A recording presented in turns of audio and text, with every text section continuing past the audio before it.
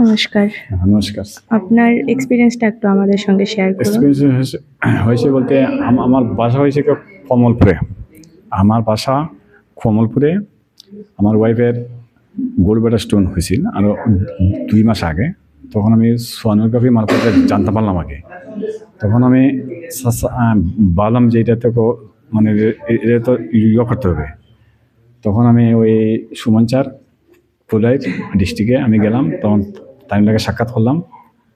তাই নিয়ে বলছি, ঠিক আছে তুমি কি ওপেন করবা না হোল পিনে করবা? তখন বলছি, স্যার আমি হোল পিনে করলে তার একটু মানে তাড়াতাড়ি ভালো হইব। হয়তো ঠিক আছে, ভালো, তুমি রাতে ঠিক আছে মানে হোল পিনে অপারেশনটা করলো। তখন তাই নিয়ে কইছে যে তুমি কোনটা করবা? তো কইছি, স্যার আপনি তো আমি তো স্যার শুনছি যে আপনি কৈলাসরে যান, কৈলাস অনুকূলে যান। আমি যাই তো, সেখানে আয়ুষ্মানে হয়। তখন স্যারে বলছে হয় হয় হয় আমি করিয়া দেবো। তখন তার স্যারে হইয়া দিছে।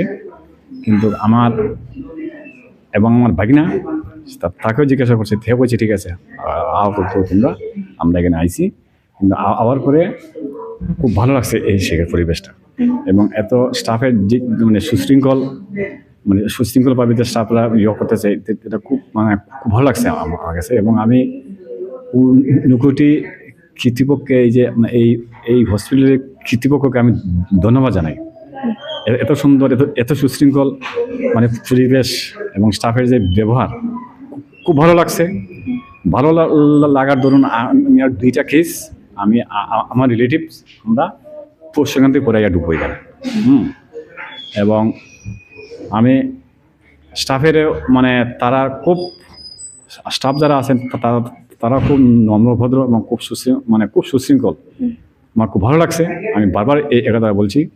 এবং ঊনকোটি হসপিটালের দীর্ঘায়ু হোক আমি এটা কামনা করছি। আচ্ছা, ঠিক আছে, ধন্যবাদ।